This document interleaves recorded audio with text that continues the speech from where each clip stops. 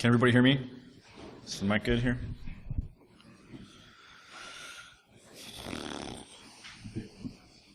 Okay, so the doors are closed. I think that means we can start. So welcome to New Shiny in the Metasploit Framework, Derbycon 2015 edition. This presentation has become kind of a tradition at this point. I've given basically the same idea of talk at every Derbycon. And I like doing it for a few reasons. First, because Metasploit development moves really rapidly, and it's good to have just a summary in one place. And secondly, there are a lot of great features and modules that you might miss if you're not paying close attention to GitHub, or you don't have the GitHub pull request queue on an RSS feed like Mubix does. So the idea of this talk is to give you a summary of just basically the coolest things that I think Metasploit has gotten new features-wise, new module-wise over the course of the last year. So I'm basically going to be your Git log.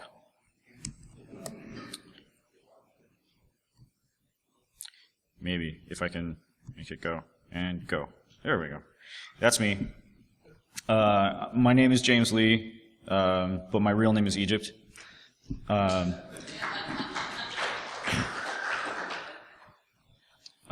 a Metasploit developer. I have been since about 2006, 2007. I started working on it. I'm now the Metasploit community manager, which means I write more emails than I used to, but basically everything is pretty much the same. So I am sort of the liaison with the community. If you have questions about process, about code, come to me. So first I want to give you some statistics of the development of Metasploit over the last year, starting with repositories. Rapid7 has 71 public repositories, excluding forks of other people's stuff.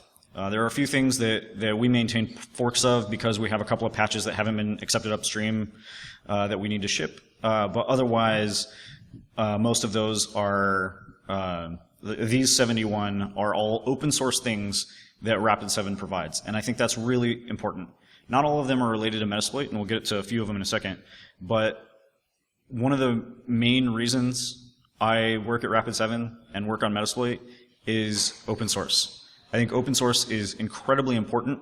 We're changing the world one line of code at a time. So that means that you can get involved in making the world a better place by contributing to open source security. Open source software is a larger piece, but they go hand in hand, and we need both. So we're also going through an ongoing process of breaking things into more logical chunks. So there are a few particular repositories that I think are probably the ones that you care about. Metasploit Framework, of course, is the main master repository where everything lives. Metasploit Payloads is a new one this year that takes all of the Meterpreter source code and puts it in a single place, so it's all more logically separated. And Metasploit Omnibus is another new one in the last couple of weeks. That is our new open source installer. So we used to have one big installer that did all of the commercial editions, and if you wanted just the open source stuff, you had to get it through Git, and it was a little bit of a hassle. So now we have an Omnibus installer, which is a single installer for all of the dependencies that you need for Metasploit for just the open source bits, which is pretty cool. And then there's some other things that are not necessarily related to Metasploit, but I think are useful for you. You might find them interesting. So GitHub Connector is a thing that allows you to manage GitHub accounts with Active Directory.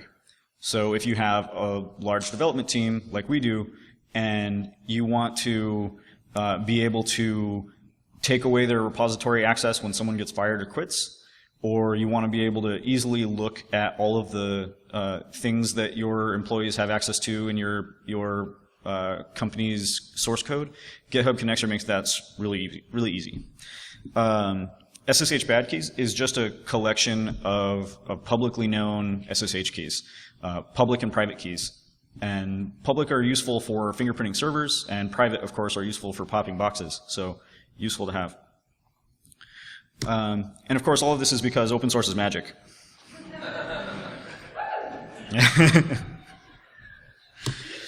And as part of that open source world, we've had over 1,200 pull requests landed in the last year. We average about 1 day to land them. Obviously, some go longer, some are shorter, but we try really hard to keep that average down, that average wait time of how long it takes to get a pull request into master. So I'm really proud of this number. There are a lot of pull requests coming from a lot of you, and that's fantastic. In those pull requests, we've had about 7,500 commits.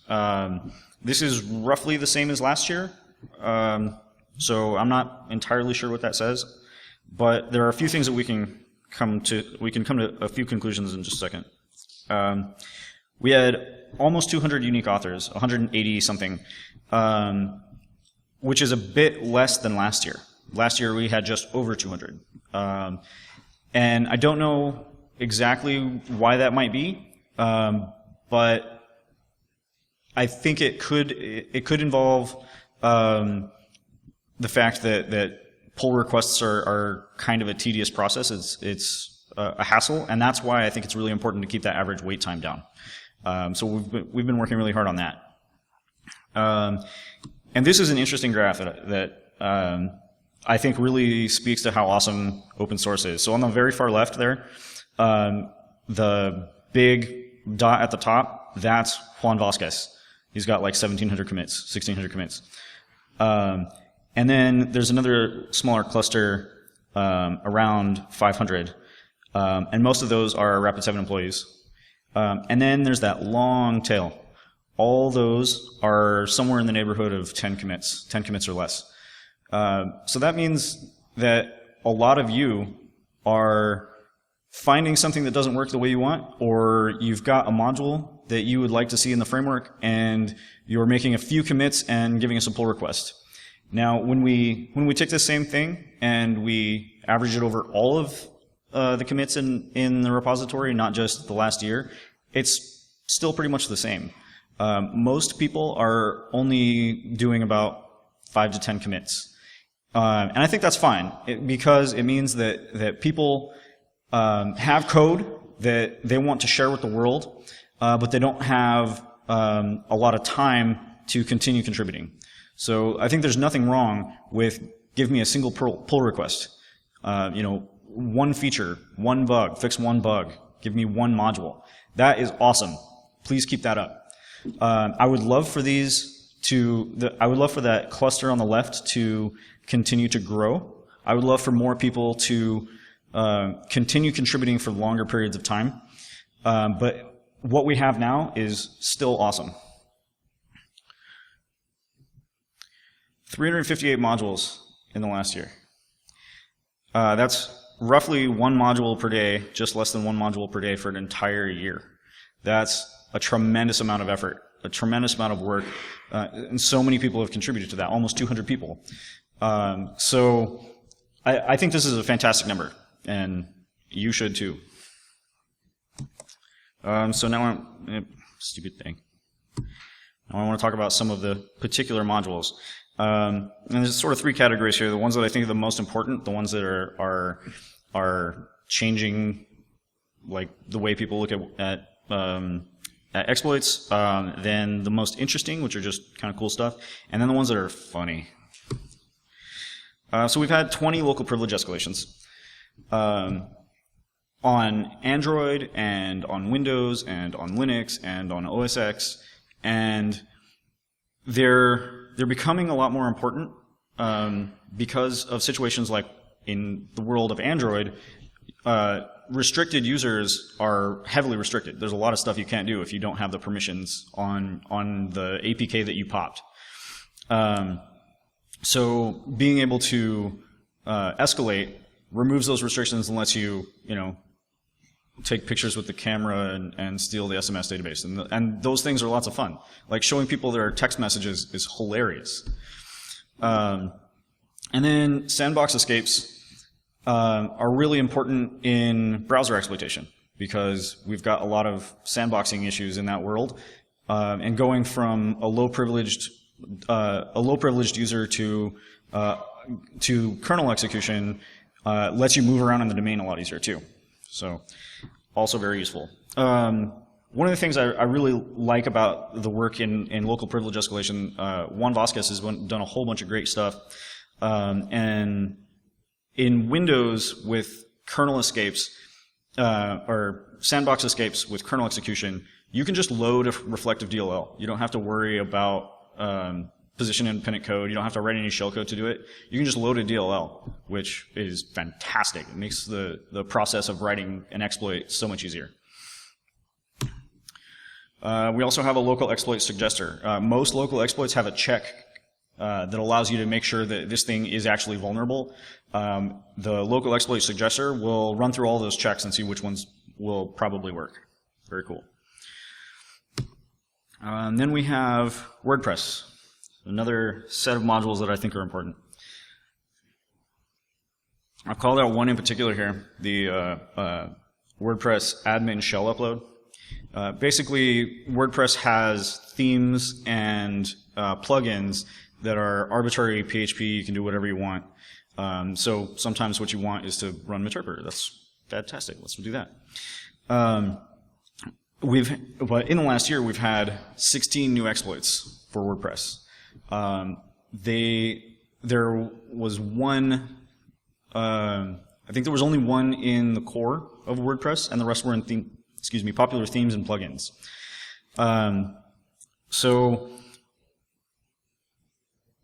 the reason I think that's interesting is because WordPress shows up all over the place. The plugins don't always have a lot of users, but when you find yourself on a network and you see, oh, they've got WordPress and it's got this plugin and it's only got 1,000 users, like most people probably don't care if there's a module for that because you're never going to run into that. But sometimes you do run into that and you need to be able to pop that box. Well, having the library support from these new modules from this year, even though we're targeting specifically WordPress plugins and themes that are popular that have a whole ton of downloads, you can take that same code and extend it very easily to any new plugin, and it gets you a faster means to execution where instead of taking a day to write the exploit, you can do it in an hour. So that's fantastic. And most of this work was done by Rob Carr and Roberto Espreto. So this is all open source work. Contributors that don't work for Rapid7 wrote primarily most of these exploits. Then we've got antivirus products. And this one's near and dear to my heart because antivirus screws with us all the time. They hate us. They really, really don't like us. And I really don't like them because antivirus sucks against criminals.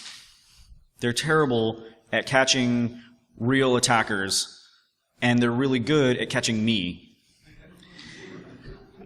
I don't want you to catch me.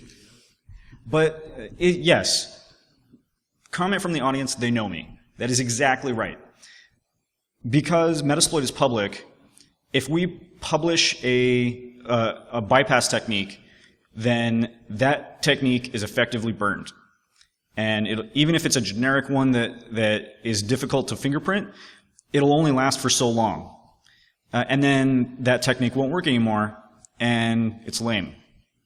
Now, if someone running an exploit kit and stealing your grandparents' credit cards, like that guy's just going to bypass AV all day long. And I think that's totally unfair. So what we do about it is whenever big bugs come out, we write exploits for them. This one I like a lot. The McAfee EPO XML external entity exploit, which is typically not going to be something that'll get you code execution. XXE usually just means like maybe you'll get a file read. In this particular one, that file read gets you the database credentials that EPO runs with, which happens to be a SQL server, and it gives you the SA password, which is code execution. So from this, you send an HTTP request, it gives you back the password, thanks. And then you log into the database and you upload a shell. Awesome. Symantec. These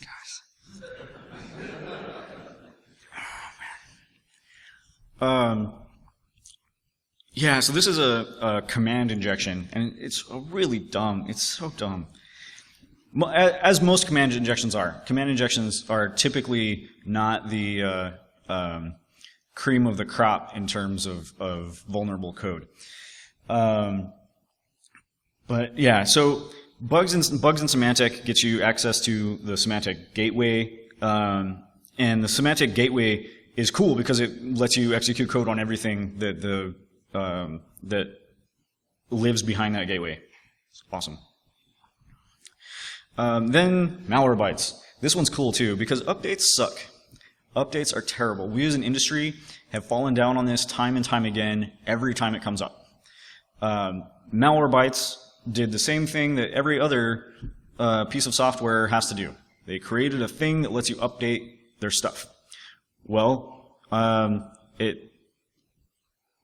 just like all of those other updater mechanisms, it's vulnerable to any kind of man-in-the-middle or endpoint attack. So you fire up a browser, and with Malwarebytes installed, you fire up a browser, you go to a website, that website says, hey, I have an update for you. It'll be like, okay, cool, boss. I'll run it for you. Awesome. And this one is just hilarious.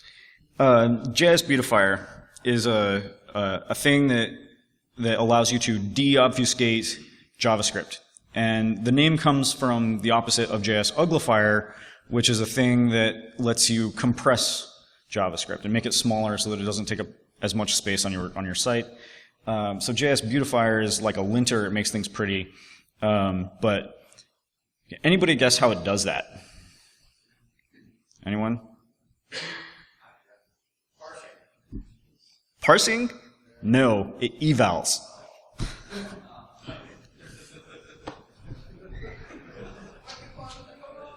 It evals. So if you're a malware investigator and you find an evil website and it's got evil JavaScript on it, you want to deobfuscate that, figure out what it does. So you use Node's JS Beautifier and you give me a shell. Thanks. There's been a lot of movement in browser exploitation as well. I talked about this last year, and it's been a recurring theme. Browser exploitation is kind of the sort of the big, most important way where a lot of people get popped.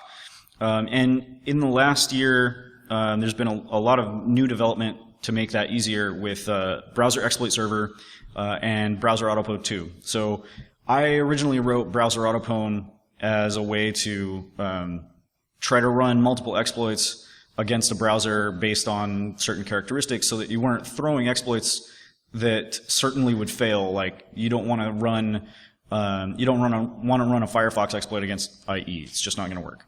So I wrote that original code. It was pretty dumb in a lot of ways. And Browser Autopwn 2 is some new work by Wei Sinner, who improved that process considerably. So in that time, we've had 21 browser exploits. One for a Samsung Android backdoor that we'll talk about in a second. 2 for Firefox. The man-in-the-middle update hijacker for Malwarebytes. A couple for random plugins. Only 1 for IE. But we'll talk about each of these in just a second. So this one's fantastic. I love this. It's exactly the same thing as the Malwarebytes one. Samsung Knox is supposed to be a thing that allows you to have your own personal data and your work data on your phone at the same time and like silo it off so that they can't interfere with each other.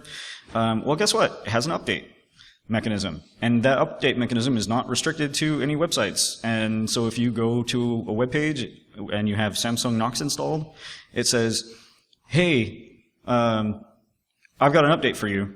And your phone says, okay, cool, boss. I'll install that. And it's intended as this like super low-level thing to restrict, to silo all your data. So it has access to everything. The APK has all the permissions, like literally all of them. So who needs bypasses when you just start out as root? That's fine. So IE only had one module this year. I think that's really interesting. In the past, it's been in the neighborhood of 5 or 6 modules.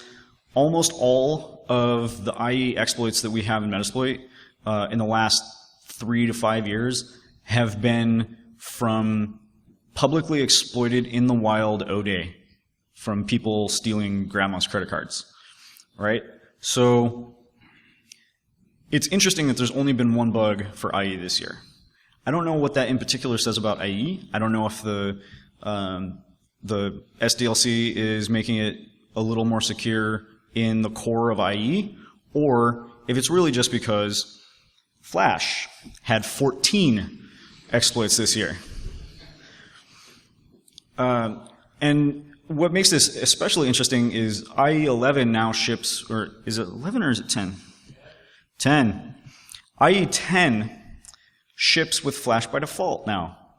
So do we really need exploits in just IE when Flash works all over the place? We can pop OS X, we can pop Linux, so it makes a lot more sense for the bad guys to be working on Flash. And as a result of this, the good guys are working on Flash too. So there have been a bunch of really great mitigation techniques as a result of all of the exploitation that's going on. Because Flash is basically the new Java.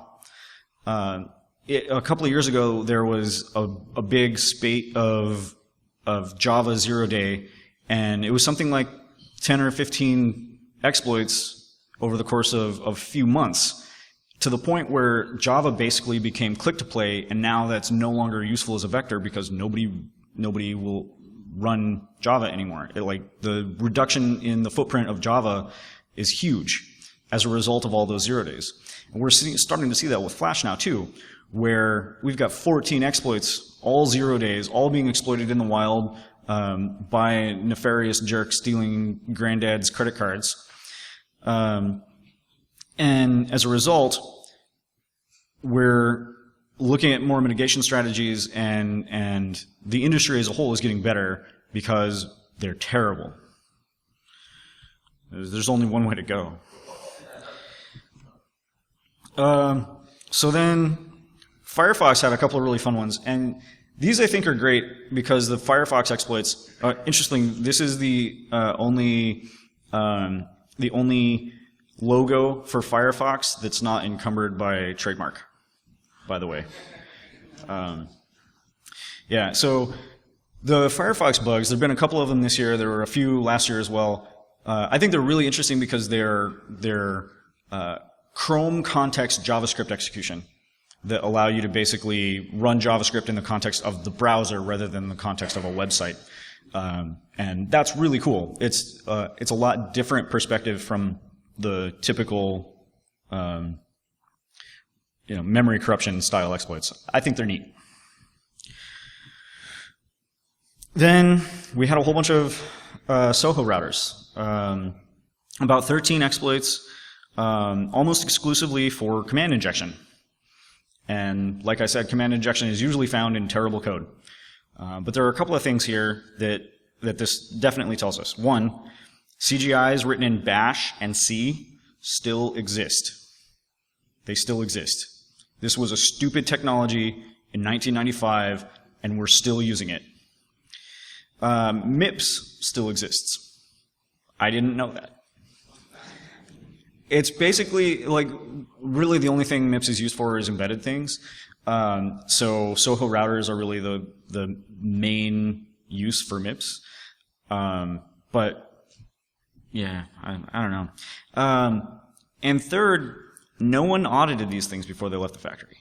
Like, it's clear and obvious that no one audited them because these are trivial, stupid bugs in, like, the authentication page. Like, it's so bad. And another thing I think is important about them is that they're usually not in scope. I would say almost always not in scope. If you're running a pen test, your CEO's home router, definitely not in scope, right? The access cameras are, and then it's yeah. Okay.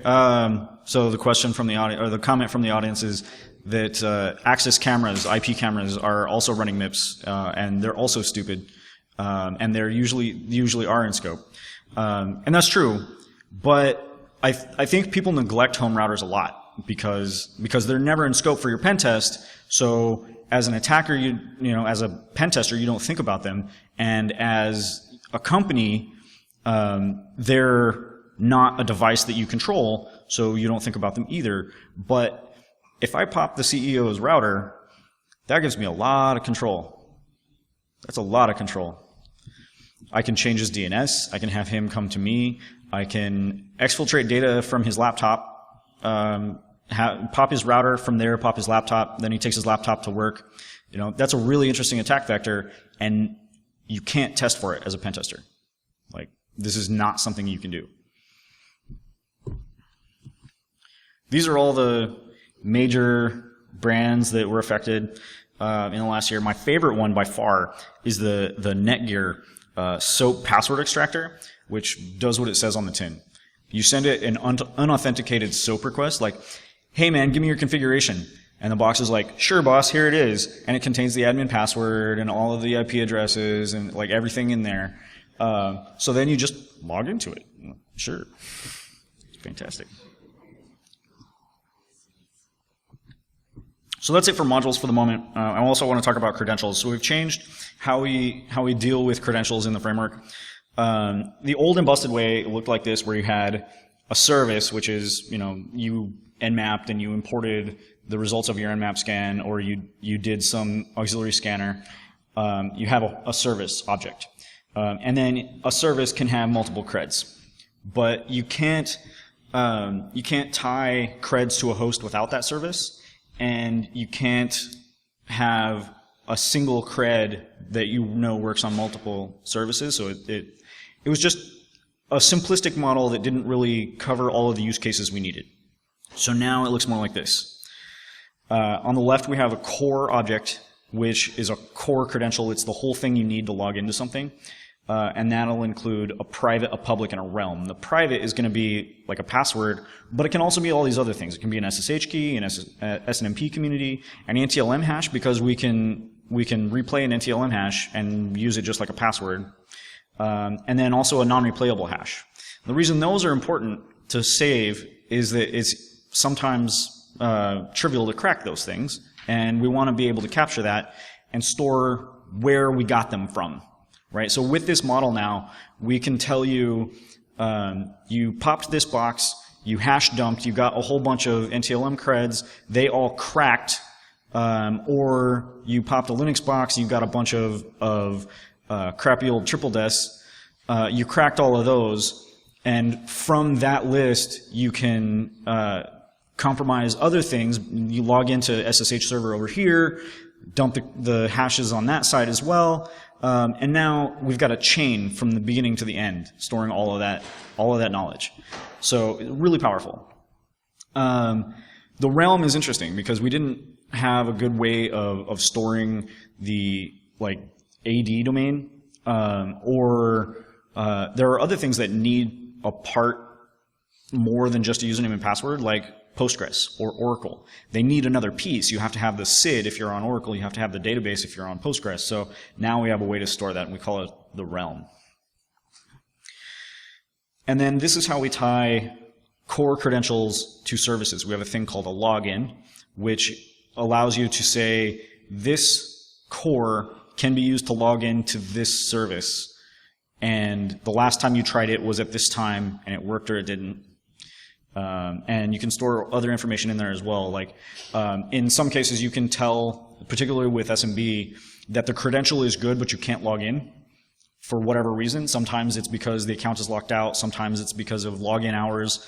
But now we have a place to store that. So that more important information that was previously just being lost is now stored in the database.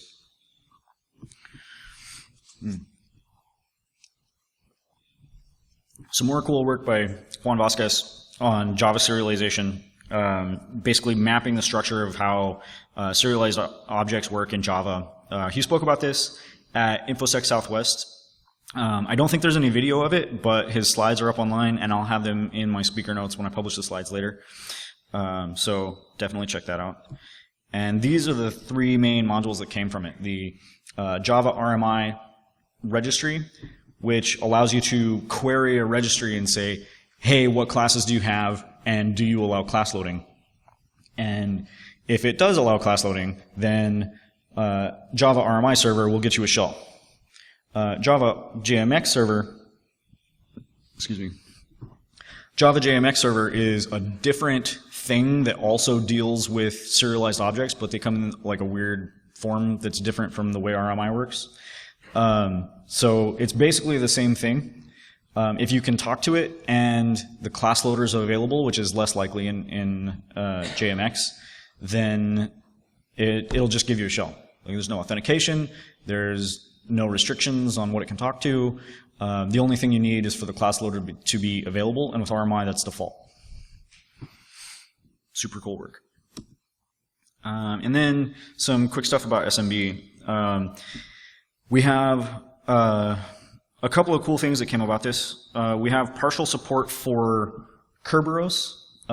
It's not a full implementation of Kerberos because it's an enormous protocol, but it's enough to exploit 14068, which was the golden pack bug that allowed you to take any domain user and tell the domain controller, oh, by the way, I'm a domain admin. And it was like, cool, boss. Also, this is the official logo for Kerberos, and it's all grainy and kind of fuzzy, and that's the high-res ping. I don't know why you would. I'm not a graphic artist. So then SMB Server, we have another partial implementation of SMB Server, which isn't enough to be a full-fledged thing. Like, you can't tell it to load a lot of files and do anything more than just serve files, and you can only serve one at the moment. But that's enough to exploit just about every DLL hijack thing out there. So if you have a way to control the path or the load path for something executing on a target system, you give it a UNC path, it connects back to you, and you say, here's your DLL, and it says, okay, I'll load that. So, super cool. And then we have quite a few payload improvements. There's been a whole lot of work on this. We have a new guy, Brent Cook, he's in the audience. Very cool dude, that guy right there.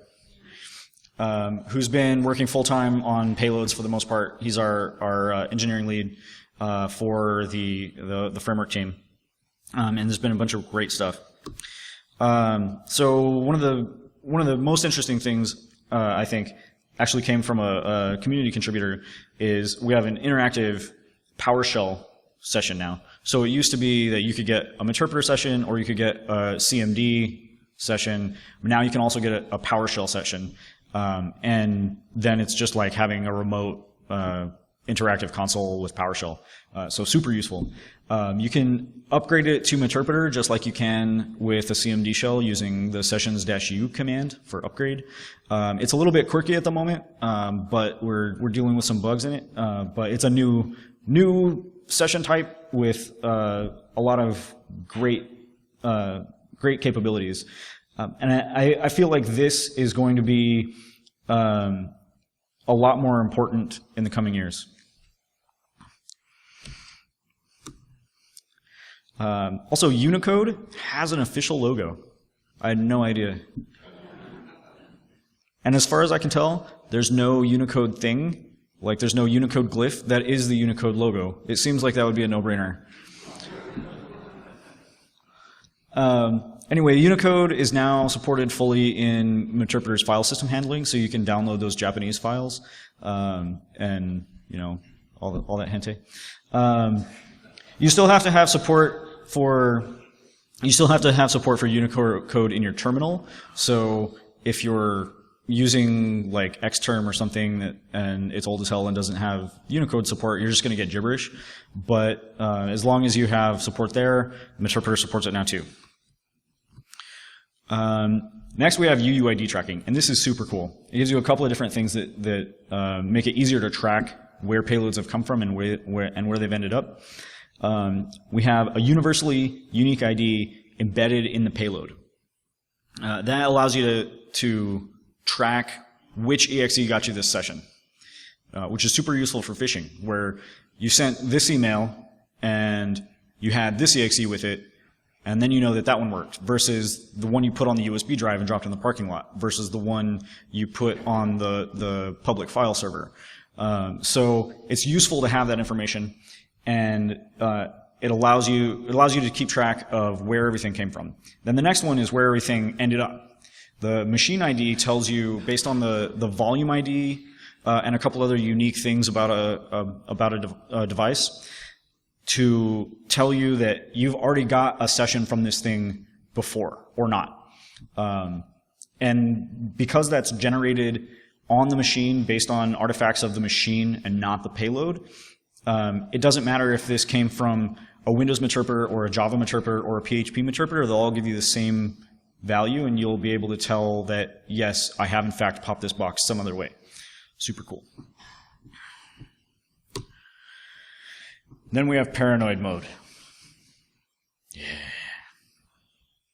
So if you're worried about the lounge lizards, you can enable paranoid mode by giving a real TLS cert for your Meterpreter handler, and we embed the fingerprint of that cert into the payload, and we can then verify it and make sure that it's actually the right one, and bail if we're getting man in the middle. So if there's some sort of transparent proxy that has SSL termination, like a jerk, then we'll know that we're being monitored, and sometimes it's better to not get the shell than it is to get caught.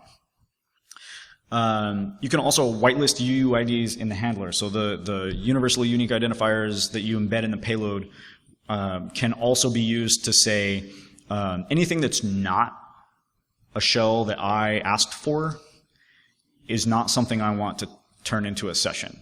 And that's useful if you're on the public internet and you just get a shitload of scans.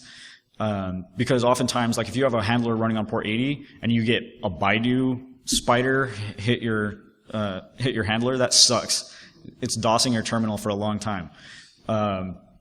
So with whitelisting UUIDs, you can avoid that. And then we have some stuff for transport reliability. This particular VW also doesn't lie about its emissions.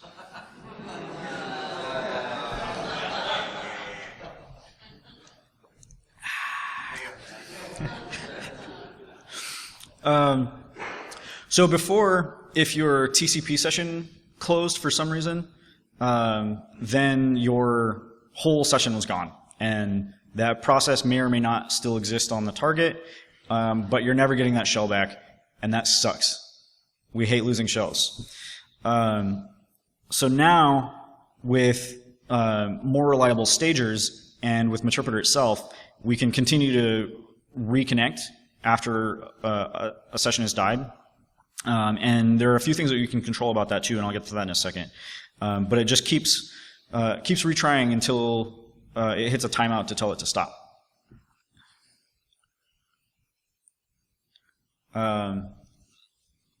So as a result of those changes to reliability, we also have a few extra possibilities for transports in Meterpreter. So again, it used to be you create a stager that connects over reverse TCP, you upload that, and then it's always going to be a reverse TCP stager forever. Now, you can tell it after it's connected up to you, you can tell it, hey, you know what? I want you to also be a reverse HTTP meterpreter, and I want you to also be a reverse HTTPS meterpreter, and just keep trying until one of them works. So you can also use IPv6 here, because that's the future.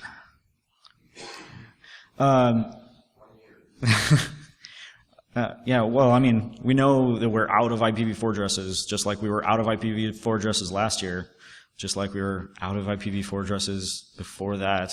So totally this year, we're going to be moving to IPv6 everywhere. You can also have, with the HTTP, you can have a generated URI that contains all of the UUID stuff. So that's helpful too. And there's a transport command that allows you to control this from inside Meterpreter. New command. Useful. There are also some timeouts. She was a naughty baby. The 4 major timeouts for Meterpreter now, there's the session timeout. This is the expiration time for how long that this thing is going to live. By default, this is a week. And at the end of that week, the session shuts itself down with the idea that, you know, the engagement is over and I don't want my popped boxes to continue phoning home to me because clients don't like that usually. Then there's the communication timeout, which is the time between acknowledgements when a session is already established and you type in a command, it sends that command, runs the thing, sends you a reply, whatever that command was. But if it hasn't gotten any commands in a long time, it'll send a keep alive. Say, hey, are you still there? And the handler will say, yes, that's me. Well, if you don't get a reply to those keep alives, this timeout will allow you to say, okay, this doesn't work. Go try one of the other transports that I've previously configured. So reverse TCP for whatever reason is now timing out. Maybe I've been blocked at the firewall. Go try HTTP. Then there's the retry total, which tells it, which is default to an hour, which tells it this is how long you should try a particular transport. So try connecting on TCP for an hour, and then retry wait tells it how long to wait between connections when doing that inside the retry total. That defaults to 10 seconds. So it'll connect. The connect fails, it'll wait 10 seconds, it'll try to connect again, etc. for an hour.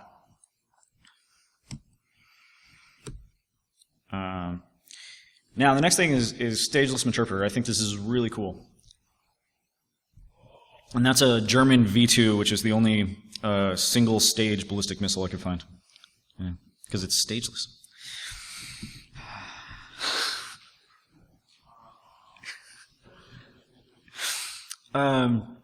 So this allows you to skip staging, put everything in one executable, so you don't have the shellcode stager to get easily fingerprinted by AV. So this makes it, for the moment at least, pretty easy to get around most AVs. So that's awesome.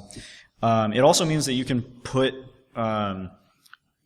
the extensions as well into the executable.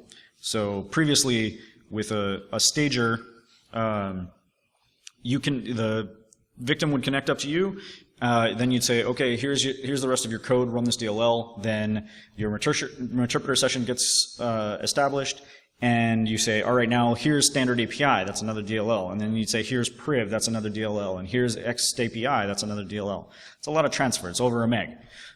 So sometimes that's not desirable, especially when you're getting, you know, hundreds of shells. Having to upload that meg to all of those boxes can be a problem. So having it all in one thing makes it better, makes it easier, especially when you're delivering an executable instead of a thing, like shellcode. So this is basically what it looks like. We have metserv, which is the main DLL, and then we have the session data, which tells it its UUID and all that sort of stuff, and then we have extensions at the end. So that's what the executable looks like. Then we have this cool new thing for ntds.dit, which is typically a huge file, right? For large domains, it's going to be enormous. You don't want to download multiple gigabytes. So Meterpreter can now parse this on the victim. And That also has the advantage of you get a little bit of the data at a time. So if your session dies for whatever reason, or you get blocked at the firewall, you've already got however far you got. So that's much better than having to download the whole file. Super useful. And yes, that's what I just said. So some infrastructure changes. We're now using Ruby 2.16. There's some major performance improvements associated with that, but most of the time you shouldn't have to care. We also now officially support Kali Linux for both commercial and framework. And we have an Omnibus installer. That is the Omnibus logo. It doesn't really look like a bus, but again, I'm not a graphic designer.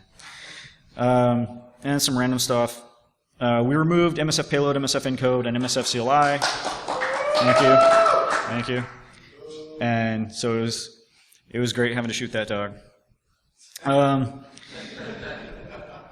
So then you can also get a workspace in your prompt.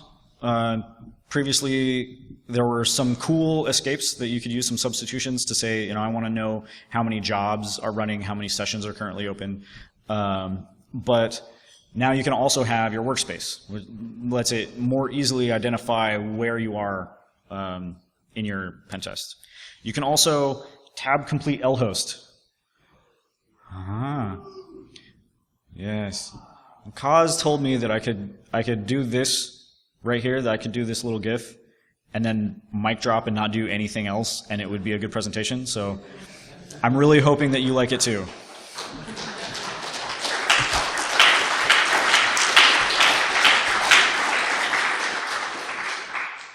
Any questions? Okay, well then, how about some images returned in Google? This is for Kerberos. And there seem to be like these three categories. I don't know why. There's the like vicious demon-looking guys, and then there's the like cute cartoon ones, and then there's furry art. And